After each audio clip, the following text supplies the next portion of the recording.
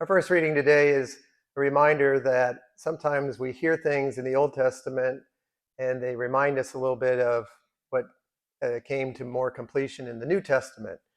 And we see that in certain persons. Today we hear about the person of Joseph.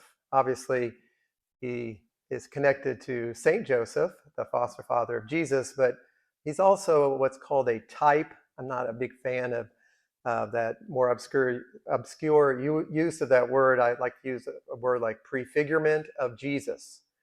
What do we know about Joseph's life? We know that he was handed over uh, basically to a form of death.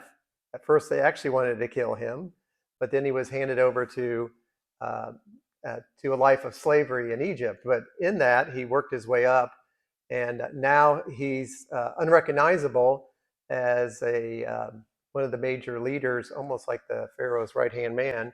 And now there's a famine in the land. And so his brothers approach him, not knowing it's him, talking in their native language, not knowing that he can understand what they're saying. And they're desperate because they need to eat. And then they're reminded of their sin of rejecting their youngest brother.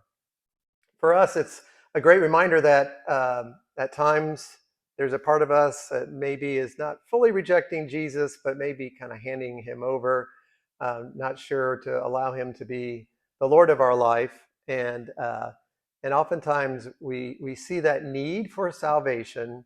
A way of thinking of a need for salvation is that we're in a famine. Things have dried up.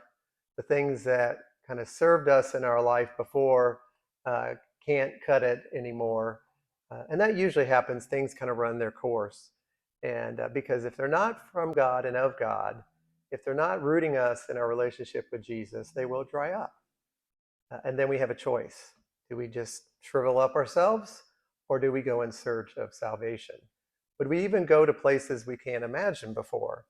And might we encounter Jesus in a way that's unexpected? That maybe he actually understands where we're coming from, and that in his mercy, just as Jesus wept at the death of his friend Lazarus, we saw Joseph weeping because his love for his brothers was more powerful than any kind of revenge that he might want to seek.